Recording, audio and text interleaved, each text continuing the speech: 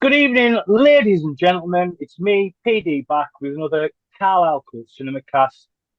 And this week, I'm joined by cast and directors of the fantastic British anthology film, Video Shop Tales of Terror. It came out last year. It's now on our top 23, top 12 of 23. Which we're recording soon. And it's a fantastic film. And I'm joined by, as I say, some of the directors. Oh, Andrew's in twice, and cast of that. So I'd like to introduce Dani Thompson. Hello. Hey. Lee Rutter. Hey. Michael Fausti. I think that's how it's said. Hey. That is how you say it, yes. Progress. Geoff Harmer. Hey. Alexander Churchyard. Hey. Hey. Tony Mardon. Hey. MJ Dixon. Hey. And Andrew Wallace. Hey. So we can't see, he's just Contractual obligations. That's it. There's people after him, so we can't see. Andy Elias is after him.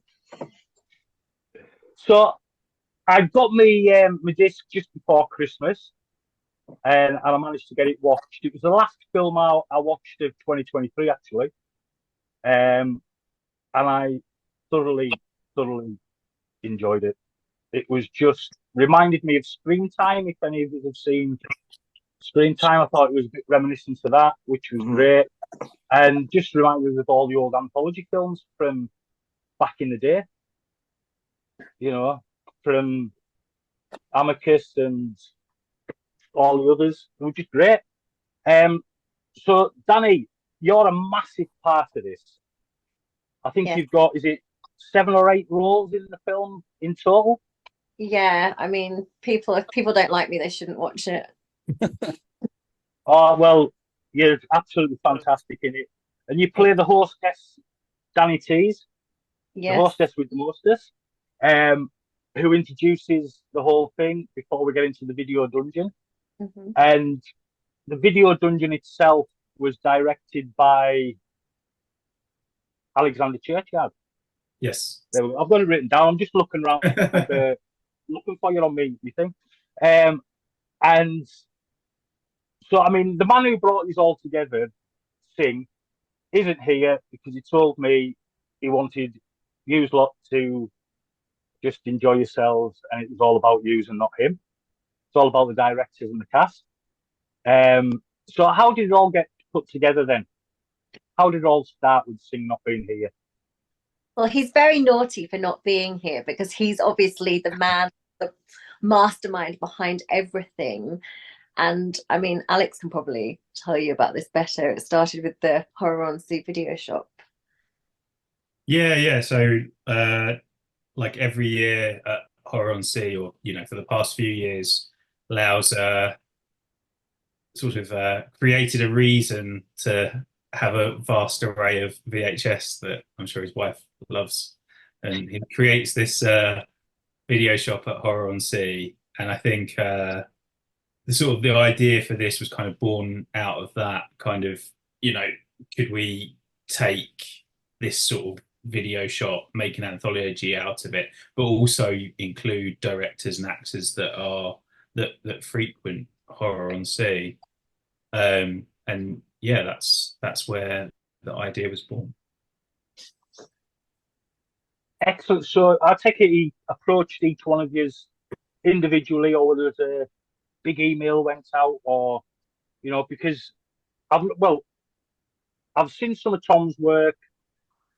I think that's really about it. I've seen some of Dani's work as well, but this was the first time I've been introduced to most of you other gentlemen's films, even though I've been friends with a few of you on Facebook for quite some time.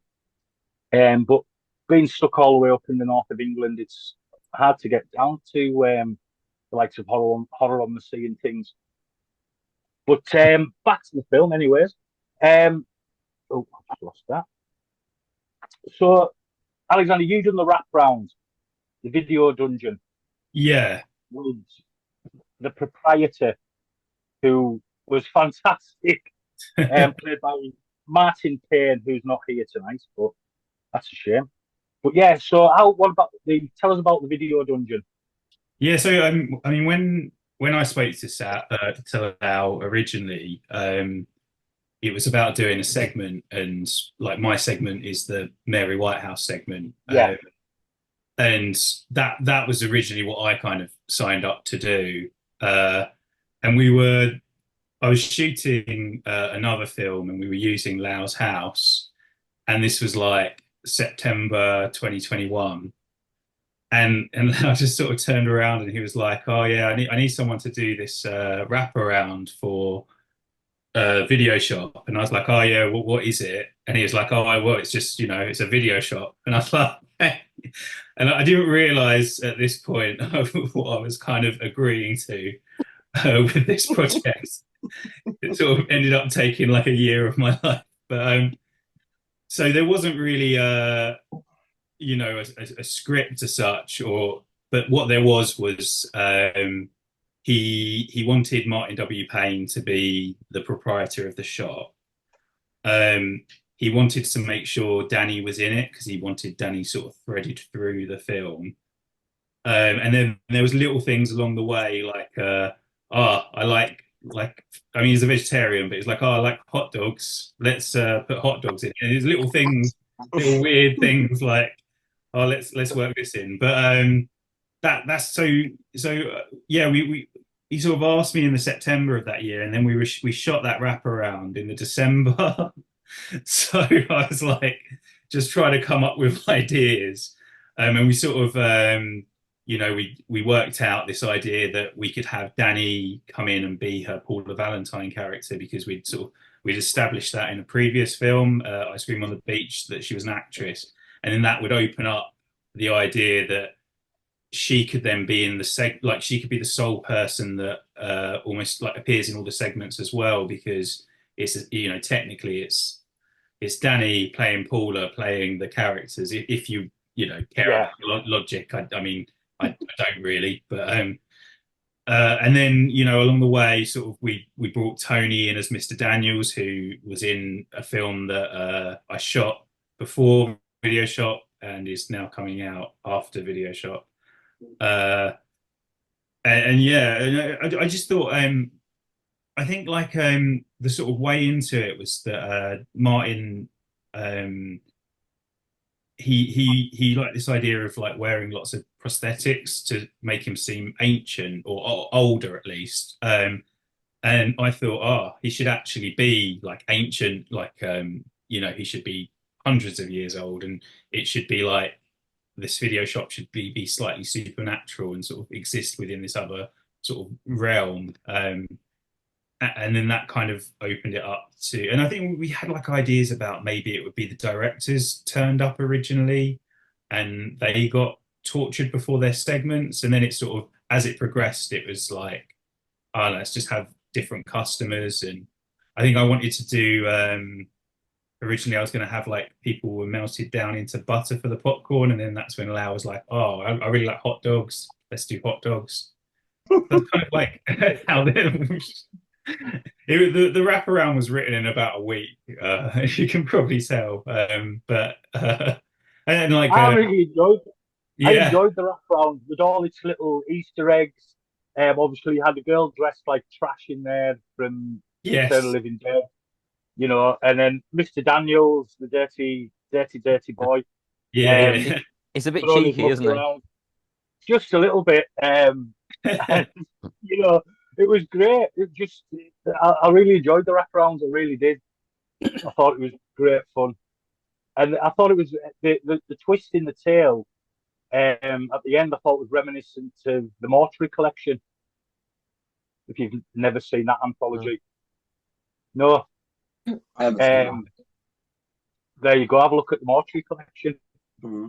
And you'll see where I'm coming from. It's Clancy Brown playing the mortician. Nice. I think it was a Shudder exclusive a few years back. I've heard Might of not it. have been a film. Yeah, I've Yeah, heard of it's it. worth a watch. It's a decent anthology. But just that little sting in right at the end with the, because I don't want to say too much because, you know, in case anybody listens and wants to watch the film, you don't want to give too much away. But yeah, that just watch the Mortuary Collection and you'll see where I'm coming from. Okay. Yeah, Singh did say to me that he wanted all the directors to come in and film their bit, and then they get killed, and then they come in. So I do remember that being an early sort of structure to it, yeah, which would have been interesting.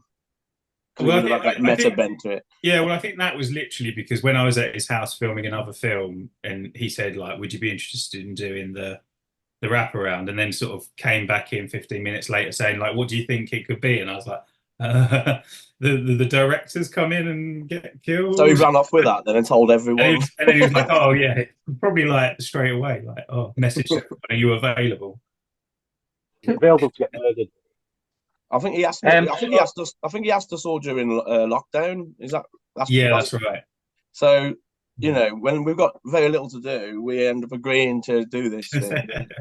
And then he kind of just surprised us all with this teaser poster with all our names on it. And then it was like, oh, I suppose we're doing this now then. Yeah, we're going to do this. I mean, it's fantastic, and the fake trailers at the beginning as well were great, and obviously one of them's very much a take on the Grindhouse, Tarantino, Rodrigo's Don't. Yeah, that was the plan. Yeah, which was quite funny, hilarious. Good. That's thank you, Tom. Yeah, I really enjoyed doing that. It was a lot of fun. It was I don't know how it popped into my head or why, but there you go, it did. There were some big lips. They were, Tony. They were all the way from Ann Summers. But I mean, I don't know. We had the actress there, obviously Starkers, and I had this Ann Summers vagina, I suppose, and because we were trying to get the drill in the right one, I'd sort of and hold it in the right place. We had to kind of lube it so that it went in and out easily. So I had this lube all over my hands. It was slipping everywhere, and I don't know where my hands were touching and what I should have been touching, what I shouldn't have been touching. But it was a very entertaining shoot. Yeah, for sure. Yeah, it was good. Well, what needed them was some maggots. Sorry? What needed them was some maggots. Yeah, no. Next time. Yeah. Yeah. No, it was very the fake trailers and the fake porn trailers and everything in it were just great fun. It just added to that whole kind of VHS aesthetic that that obviously everybody was aiming for. And then the first film in was MJ's Egghead. Hello. And hello. Hello. Oh, hello. Yeah, the first film in was yours, Egghead. Yeah, that's right. Written and directed by yourself. And where did the idea come up for that then? Well, during all this that Tom and Alex were talking about, I got an email from Lal just kind of saying like, "Oh, do you want to do? We're doing this thing. And it's like an homage to like old, video shops with trailers and all this stuff. Do you want to do something for it?" And so I said, "Yeah, like we'd been in lockdown for about a year, I think, at this point, or close to." So I said, "Yeah, sure, that sounds good." No, he said, no rush. Just, have a think about what you'd like to do or whatever.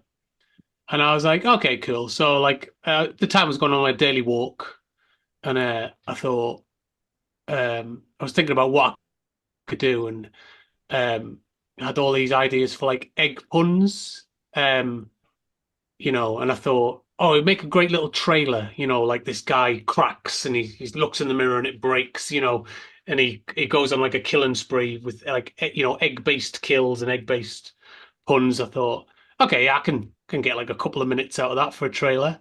So I kind of wrote this little script, which was about 2 pages of just like, which was basically a trailer for like a non-existent film. And then he said, "Oh, could you just send me over a VHS cover for it?" So I thought, right, I'm committing to this idea. Then am I like, because he said we're filming it in a couple of weeks. So we need all the covers sending over. So I thought, okay, I guess I'm committing to this egghead idea. So I knocked together like this awful. It's still in the film, I think.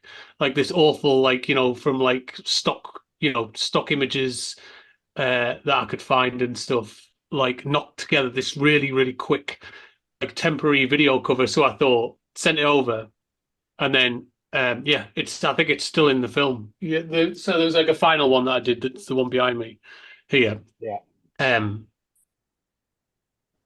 So yeah.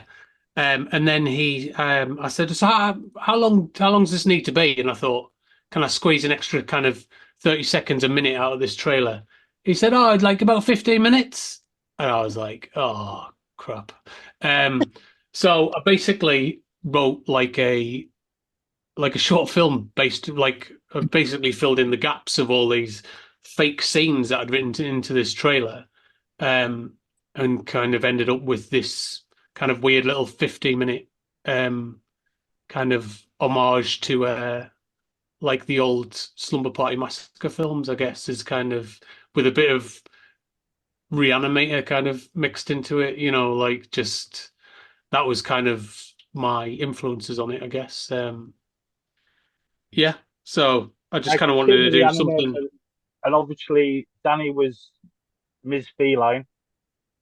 Mhm. Yeah, well, I mean, we wrote that role with her in mind. We didn't think we'd be allowed her, you see, because she was in the wraparound. So, like, we assumed we wouldn't be allowed anybody in that stuff. But then I started noticing her popping up in everyone else's films, and I was like, all right, no, yeah, we've got to have Dani. So yeah, but it was originally written for her. It's the second character I think I've written for Dani now, directly for her. Yeah, so I think yeah, it was it was a good experience. So it was. I don't think we'd made anything for about a year before we did that as well. So it was quite exciting just to get back out there and start shooting films again.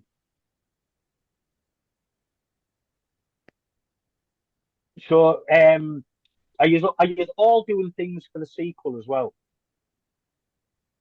No, No. Yeah. No. Around bits. Yeah. Hosting. Sorry. I'm down to make a fake trailer of sorts, so see how we get on with that. No one's asked me to be in their segments for the second one yet. I think everyone got bored of me in the first one. blasphemous. Got one off. Yeah. I'm directing No, one. I'm directing one with Alex. We're co-directing in this, which is going to be exciting. Ooh. And done the wraparound again, and yes, doing a segment with Tony. And I've already shot my segment. So What? yeah, I'm well ahead of you lot. That's not even fair.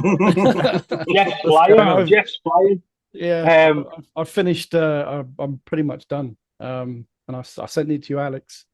Hopefully, you've had a chance to have a look. Today was that? Yesterday, but it's on Twitter, so DM. Have a look later. Yeah, I will. So the next story up was Red Lips Moon, but Sam Mason Bell's not here. So nobody will have any stories on that one. Because even Dani's not in. That's the only one Dani's not in. Not in that one. No, you're not in that one. And then in between that one and Fleurs de Mal, Mr. Daniels turns up. Yeah. Mr. Daniels. Is that his great appearance? That's his great appearance between them two. I love playing Mr. Daniels. I can't deny it. It's every single part of me. Oh. No, I love him. So Mr. Daniels is back in Video Shop 2, and then he's in Mosaic, which is great. So I love him. Yeah, he's just bonkers. I'm looking forward to everyone seeing him Mosaic at Horror on Sea, because I think that's when Mr. Daniels shines. Shines what? What doesn't he shine? Yeah. That's just nasty. But no, he was. I thoroughly enjoyed it. He popped up. I was like, "What on earth is this?" And then and it was just. I just sat there laughing the entire time you were on screen. Oh, that's 'Cause, good. I get that in everything I'm in, though. That's the trouble with dramas, Schindler's List, you know. Schindler's List. No, that's cool. No, well, that was the idea. It was supposed to be. It was a very funny character, you know. I know he's a bit odd and does strange things, but you know, he's quite endearing, isn't he? I mean, there's something quite lovable about him. I From think. afar. Yeah, from afar and behind glass. Yeah. Bars. Bars. Spoil sports. Oh. And then we had, then obviously the next story was Fleurs de Mal, written and directed by Andrew Elias. That's right. Yeah. Hello. Hello. Yeah. That was you, wasn't it, Andrew? Yeah. So tell us a little bit about Fleurs de Mal and where was the inspiration for that one? Because that's where Dani's a bit of a kind of a girl out of time. Yeah. I mean, Lau approached me like way early in 2020 about doing this anthology, and I just kind of blew it off because so many people have said to me about making films in the past and nothing ever happens, you know. But so all credit to him, excuse me, for making it happen. So I think I got the brief wrong because I'm pretty sure he said to me, make it 6 to 10 minutes. And I thought, well, if I go in at a steady 7, so I was thinking if they've got like 6 filmmakers, thing's going to be about 5 hours long if we're all doing like, you know, 20 minutes to half an hour pieces. So I thought, I'll just do something short and sweet. And yeah, I mean, if you know any of my other work, it's always we kind of try to do period pieces as much as possible. So I wanted to do a period piece, and Dani very graciously agreed to come on board as well, which was brilliant.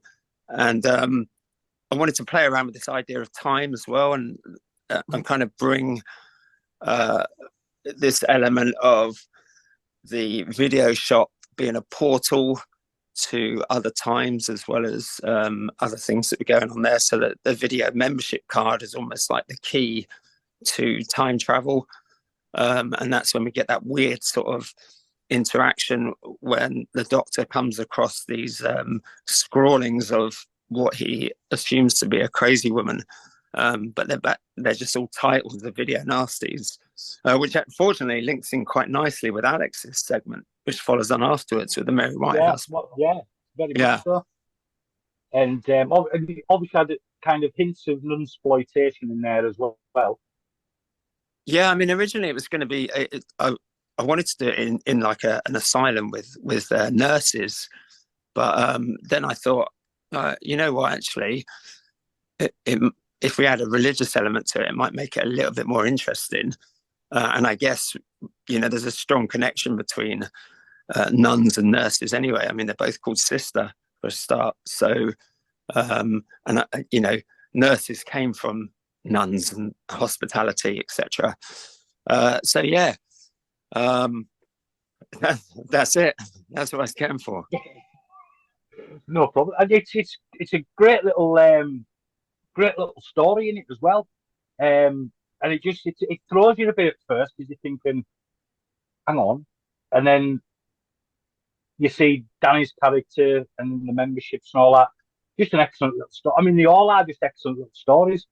And I do hope that a lot more folk get onto it as well. And then obviously this brings us to Alexander Churchyard and Mary Whitehouse, You're a Cunt, which was fantastic. And I've got to say, it was my personal favourite of the bunch. I thoroughly enjoyed it to the point I've watched it a couple of times since. Oh, thank you. No, I'm a big Evil Dead fan as well, so it was lovely to watch. I've never seen it. Is that good? Yeah, well, yeah, just a little bit, I think. Yeah, no, just going back to kind of what Andy said as well. We were so lucky with his segment because obviously the membership card being like a key part of his, and then the next thing you see is Mr. Daniel's membership card being cut in half. But we shot the wraparound before most of the segments had been written, so it was just like a pure coincidence. And then obviously it leads into Mary and like like another video nasty thing, and so it was really lucky with that because it seems like it was like by design, but it was not that clever. It just happened. So we were so lucky with that. But yeah, Andy's is one of my favorites. But yeah, Mary is a segment, and yeah, that was sort of that obviously that's how I became involved. Like Lau messaged me, he said, would you want to do a segment? And I know like early on he was talking about sort of certification and stuff. And we were looking at doing something about Margaret Thatcher, because there was this really bizarre story about these, I think they were Japanese students that were doing a seance in London to try and convene with Margaret Thatcher. It's like the most bizarre story. And we thought, we were thinking about like how it would be interesting to kind of like, if you brought like, obviously not Margaret Thatcher towards the end, because that could be quite sad, but like prime Margaret Thatcher into like the present day and what she would think about things. So we sort of just shifted that and we were like, oh, well, Mary Whitehouse. And then it sort of, that sort of spiraled into, let's do sort of a Evil Dead fan film-ish thing, like a, very derivative kind of thing, but maybe like a newish spin on it, and what could you do with that? And it's probably like the thing I've rewritten the most. Like it used to have like 5 characters in it, and it just sort of snowballed, changed so much like over the last, the sort of year or so that we were writing it. But yeah, I'm not one to like big up my stuff, but I am really proud of that one. It's sort of sometimes very hard to like have something come out the way you wanted it to, but that one's pretty close to what I set out to do, and yeah, it's very, very proud. No, I mean it's excellent effects and everything. Have got a very original Evil Dead vibe. Just really good fun. And I've got to ask, why is she called Biscuit? It's not very interesting. Do you know what? We did an Indiegogo to raise funds for the general film, and like people can name a character, and this guy,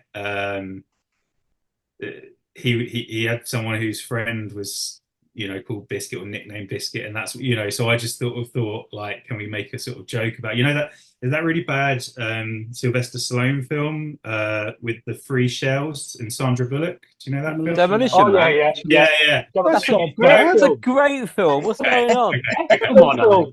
In that they keep saying yeah. they keep talking about the 3 shells or like how you use them, and I was like, oh, it'd be funny if it was just like this thing that they keep bringing up. Right. We don't really know, why he calls a biscuit, and they don't know how those shells work. But I just thought it'd be a funny, because like obviously this guy that redeemed it just thought we'd incidentally call a character biscuit. I just thought like let's just actually make it a big part of it, so we just keep going back to it. Like James kept trying to come up with why they called her Biscuit. It wasn't I don't know if I'm going to it, but like I think I might have an idea. Yeah. So it's like soggy and stuff, but like but I know, James, that is definitely where he would go. But that's where it came from. It's like it's a guy called Peter Bakewell that came, like who redeemed that. Pete. Who a lot of us will know. Yeah, bless him. Yeah, Lovely Pete. Yeah. But yeah, so I just sort of made something that should probably have been incidental, like a big thing. And like James's character is called Mark Lawrence, who is another guy that a lot of us know. And from Mary Whitehouse and Sons to Mr. Tom Lee Rutter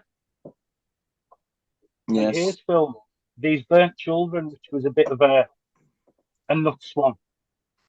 Yeah, that was a film idea I've had for over 10 years. So whilst Mary Whitehouse was the perfect encapsulated perfectly the vibe for Video Shop, delved into the country's history with VHS and whatnot, I went far more self-indulgent. I dug out a film that I wanted to make over 10 years ago, and that's just germinated. At one point, it was a stop motion animation. It was just all those anxieties and thoughts you have as a filmmaker or someone who creates. And I just thought, well, let's put that in its own body and poke fun at it, because inevitably nothing means really anything, does it? So it's a case of it's a cathartic sort of whipping of my little avatar on screen. But then actually Dani was here in the surrounding areas of Kidderminster shooting a film called Blood Demons, and I think we picked up some news on Video Shop, from Single on social media, whatever, and Dani just looked up and goes, "Oh, apparently I'm in 2 segments now," and I was like, "You can be in mine if you want." She was like, "Yeah, sure." Yeah.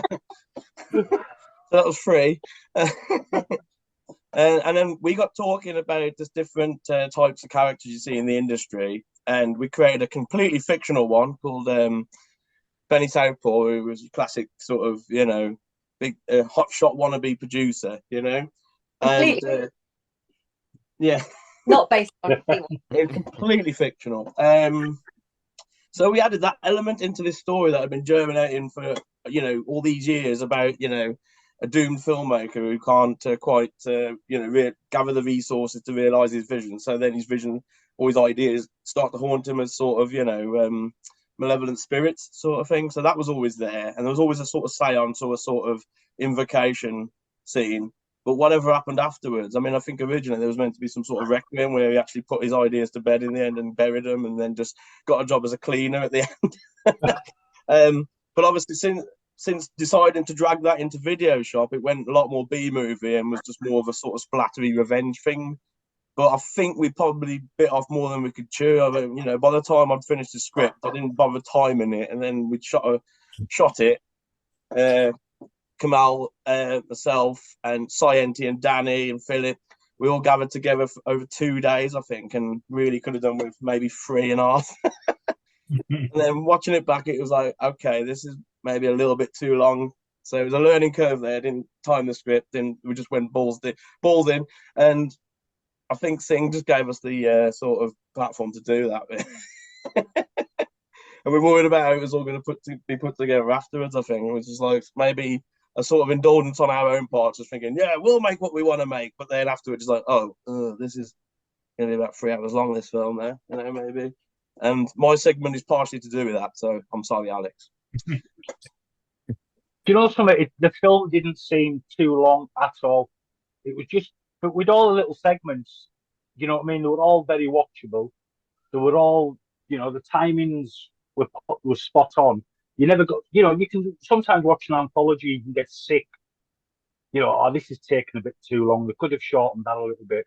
But every segment was just long enough. I think I was just, on this occasion, I was operating on the basis of I probably will never make this film, so it's now or never. And I think what I was essentially doing was squeezing all these different ideas into a sort of short, and that's what we got out of it, Cracking story as well. It's absolute. I mean, as I keep saying, the whole film's just wonderful. I worked with Cy Henty on Pocket Film of Superstitions, which was taking forever to finish. And as soon as Lal gave me the opportunity, I just went, Cy's got to be in it. It's got to be Cy. Whatever it is I'm doing, it's got to be Cy Henty. And he's a gem, Yeah, he's great. I mean, he's got so much about him.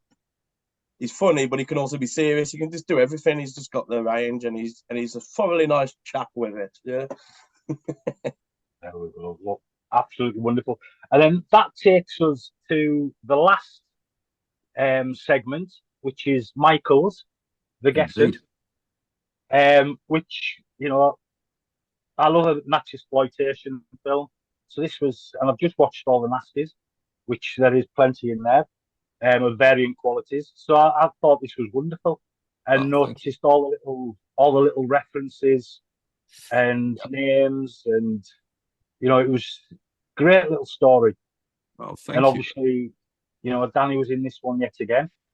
Yeah, I mean, we actually kind of got a message from Lau while we were filming Burnt Flowers, which is our second feature, and both Dani and Andrew Elias are also in. And Kamal Yildirim, who Tom's just mentioned, was our cinematographer for Burnt Flowers.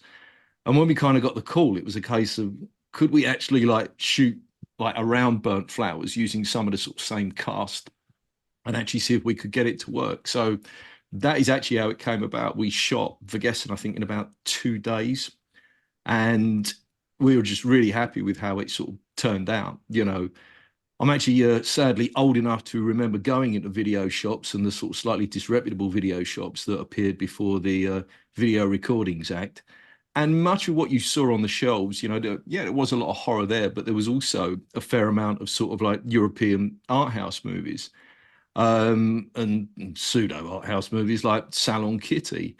And a lot of these movies sort of, I think, promised a lot more than they really delivered. But I think we really wanted to go more with that aesthetic, and also as well avoid many of the trappings of the sort of Nazi exploitation genre, such as, you know, swastikas and some of the more kind of misogynistic violence that was actually in these movies. And, you know, that was a bit of a trick to kind of sort of manage to achieve. But I'm actually really happy with what we did achieve, in that, you know, yeah, I couldn't be happier with how everything turned out. I'm really happy with performances and the cinematography. And, you know, big thanks to Lau and Alex for giving us the opportunity to actually sort of, you know, be included in the anthology. It's a you know, excellent, and everybody involved in amongst everything. It's just, I can't praise the film enough. You know, you've got to praise British films, especially low budget British films, because there's just not enough getting made. And it is a fantastic film, and I can't wait to see the sequel as well. I mean, have you all planned to do anything else together? Obviously, Dani will probably be starring in anyone's stuff. I never want to see any of these people ever. Is that why you haven't got your photo up? Is it still not up? No. I'm on my phone and it's still not up. What's going on with my cameras? No. Well, we can bring the video shop 8. Yeah, it's just 2 white blobs. That's it. But it is. I mean, I'm going to go to Dani last of all, because Dani's the queen of the film. Let's be honest. Indeed. She's in just about every single part of the film, from the start to the end. Well, the last thing we see is Mr. Daniels, you know, wanting body parts, but she's in everything. And what must that have been like for you to get to? Because, you know, all these guys were wanting you for their projects as well. So it must have been quite nice for yourself. Yeah, and it was amazing how everybody was doing something completely different. And where I can sometimes be quite typecast into playing certain types of characters, I got to do so many different things all within the same film, and obviously work with all these guys. I knew everybody beforehand anyway. We've, you know, over the years of Horror and Sea and various festivals, we all became friends. So obviously it's nice to work with the kind of the horror family, so to speak. But it was playing all of the different roles and being able to kind of try different things and have people believe that I could actually do all of these different things. And Geoff also, he did one of the trailers, and he actually came to... He did Witchfinder Actual, didn't he? Sorry? Yeah, Witchfinder Actual, yeah. Yeah, so got that in my car park, actually. But yeah, I mean, amazing working with everybody, and yeah, such a great idea. And it is a shame Lal isn't here, but he always does this. Very naughty. He doesn't like to be in the foreground. But all of our background images should have been Lau. Yes. I asked him 3 or 4 times, and each time he just went no. Yeah. But he did say to tell you all that, you know, it's all about yous. Yous are all wonderful, wonderful people, and that he thoroughly enjoyed working with you. But it's the project was all about yous, getting yous lot together to do this. Yeah, but if it wasn't for him, it wouldn't have happened. So That's what I said to him. Yeah. That's what I said to him. But he said he will come on camera for part 2. Ah. So I've got to do another one for part 2. Get him to write that down, make it legally binding. Get him to sign it. Definitely. So I'm back to Dani, obviously. I mean, because it was really a bit of a showcase for yourself. It ended up that way because then I didn't really know at the first point about the wraparound, and then it was all, and then suddenly there was the horror host, and he was like, "What should we do? What should we dress you as? Should it be Dani or what should it be?" And I had a very, very short-lived burlesque career, and at the time I changed my Twitter handle, and then it was back before you had to pay to verify for Twitter. Twitter verified me. And then you couldn't change your name back. So I was like, oh, well, I'm stuck with this Miss Dani T's name, which is kind of unnecessary for me now. That was my burlesque name. So I thought, well, actually, we can use that for her. And then it actually gives a point to the fact that all of my social media handles are still that Miss Dani. And again, it was fun. We tended to film the bits whilst we were shooting other things. Mike was saying when we were shooting bits of a guest, and we were also shooting Burnt Flowers on the same day, so you're dotting between these two characters at the same time. And with Alex we were shooting, I think it was maybe a bit of Mosaic, and then we were shooting a bit of Video Shop, and it's like, well, who am I now? Luckily so, all are being other people, so she Paula pulled it out of the bag. Well, absolutely fantastic, all of you. I've said it all along, and it sounds like I'm being a bit of an arse licker. I'm not. If I really enjoy something, Tom will tell you, if I really enjoy something, I'm quite enthusiastic about it, and it was fantastic. You've all done an absolutely incredible job. I hope it has loads of success, and it gets a bigger and wider release on Blu-ray, which I hope that's happening. Because it was fantastic, and I'll plug it and push it as much as I can.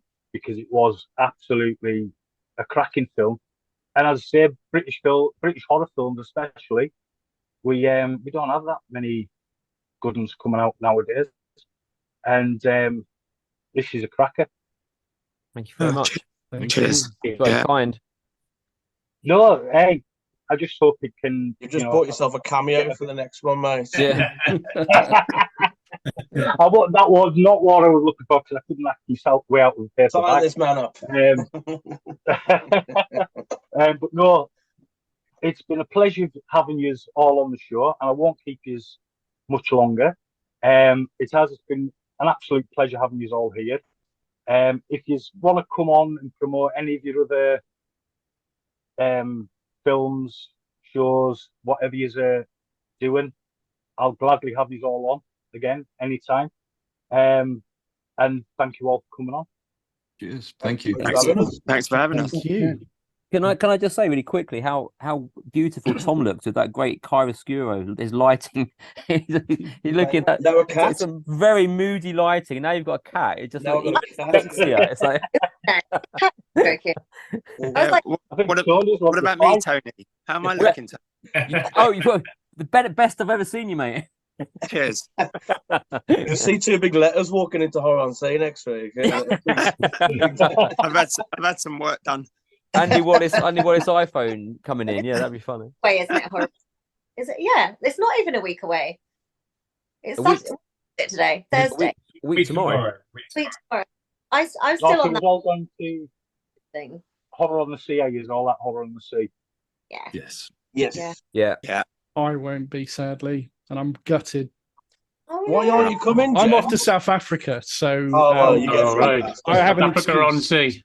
Yeah. Their sea's got sharks. Sharks. I'm going to take all my camera equipment. I'm going to film everything. So I Just don't in know case you what need I'll it come for back next with. film. Yeah, I'm going with my students, so I might make a little film out there. Try and make a little horror film for Horror on Sea next year. Yes, great idea. I'll just throw them in the sea and film it. See Yeah. what they do. Even if we can't swim. Well, everybody likes a shark movie. They do. I do anyway. I do. Before we get off, has anybody got any other projects they want to plug? I can play We've all one. got I'll get in projects to first. plug. I could Go do, on, but shut up. I'm doing something called Fright Seers, which is a web series. I have been contacting various people as we sort of move through it.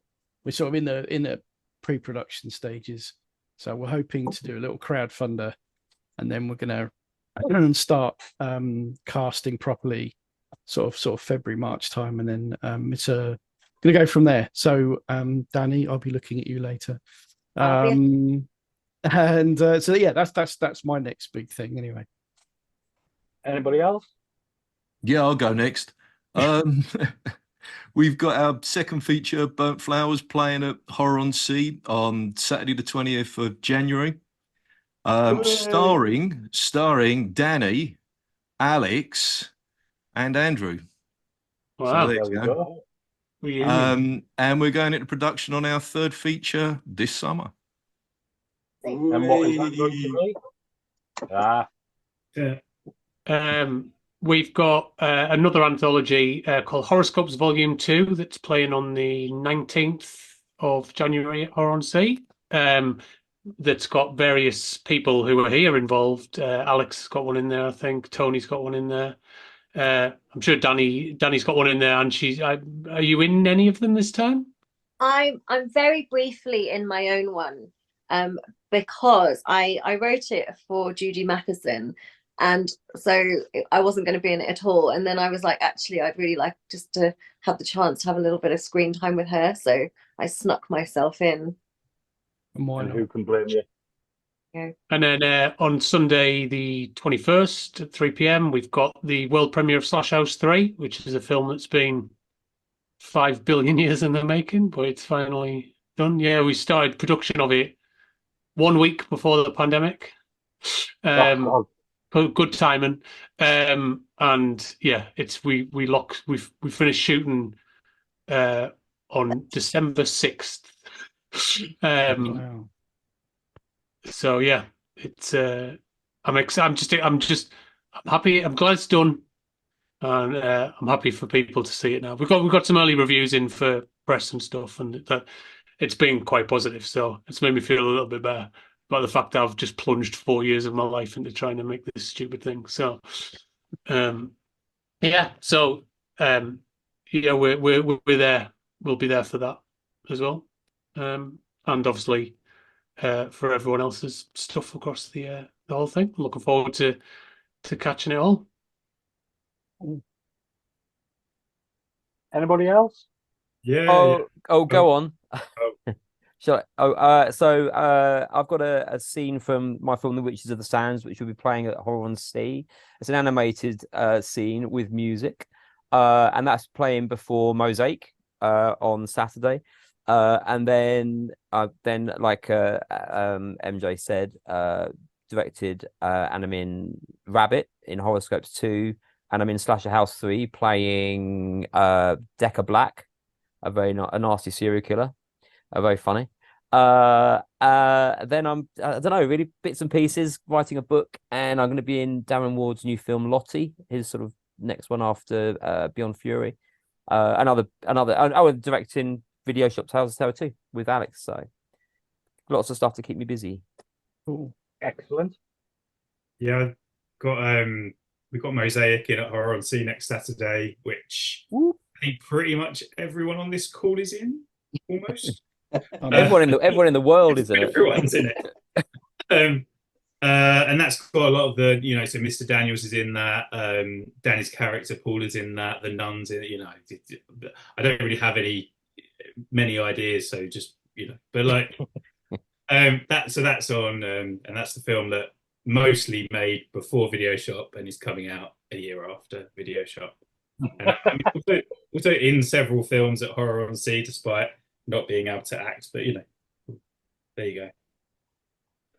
Yeah. And that's the same for Pocket Film of Superstitions, which plays the Sunday next weekend at Horror on Sea, which also has a cameo from Alex. We've got Michael Fausti, we've got Andy Elias, and we've got Dani in there as well.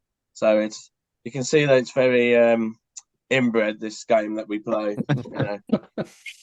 Hey, close knit, which means you've all got. Well, close knit. That's a nice way to put it. Yeah. Isn't it? We're just looking bred. That's the trouble. Yeah, I definitely don't. Anyway, I'm not from there. I was just going to speak to Tony there. I just interviewed Deborah Lamb. Oh yeah, she's lovely. Josh is absolute diamond. Yeah, and I think we're going to sort something out for Witches of the Sands. She's done it. She's recorded her part. She's all done. Yeah, she was brilliant. It's a great scene. Knights and witches and it's very gothic. So it's our sort of a Hammer-esque scene. We met up with her. Myself and Lauren. My girlfriend went to California. We met her in California for the first time in the summer at the Winchester House. And we had a wander around the Winchester House, which was really jealous cool. at all. Yeah, no, it was yeah. So that was really interesting. She was lovely. We took her to lunch and chatted. Yeah, it was really nice. Yeah, she's lovely. Yeah, she's a great person. Yeah. Really nice. The interview we had was fantastic. She was good crack. She's really enthusiastic, isn't she? She knows a lot. She's done a lot. Yeah. I've got her in a film on video called Mob Boss by Fred Olen Ray. Oh wow! With Eddie Deason. Oh wow! God, I need to see that. I'll dig it out for you. You can yeah. I'd love to. Yeah, that's the one. Eddie told me a story about him getting to snog Morgan Fairchild in that film. Oh really? Did he? Yeah, he said it was amazing, and he got to practice with her as well. So we need to get Fred on next, then, Paul. I met him years ago. He seemed very nice. Back in the sort of the old all-nighters, all-night horror film festivals in Hampstead. I don't know if any of you. They had Fred Olen Ray back there, did they? Yeah, they had Fred. Yeah, Luke Fulci, and they used to get loads of people over. It was great times. Yeah, really good. I'd love to meet Fred. Yeah. Yeah, I got a signed picture. He's got a big cigar, like proper. Yeah, I know the one. Yeah. Proper Hollywood. Yeah, exactly. Spot on. Well, I'll let you all go. Thank you all for joining me. I've been PD. This has been the directors and cast of Video Shop Tales of Terror. It's been a pleasure having you all on. And I'd love to speak to you again sometime. Thank you all. Likewise, thank you very much. Lovely to see you all, guys. See you all next weekend. See you next weekend. Yeah. See you, gang. See you easy, guys. Well, I might put this out for Horror on the Sea for you. Oh yeah, that'd be cool. Amazing. Yeah, I'll get this out. Get the screen up. Get the big screen up. Screen it for everyone. But no, thank you all. And speak soon. Thanks, guys. Nice to see you all. Take care. Nice to see you. Enjoy Horror on Sea. Thanks. Enjoy South Africa. Yeah, thank you. Have a good time. Thank you. See you soon. See you later, guys. Bye.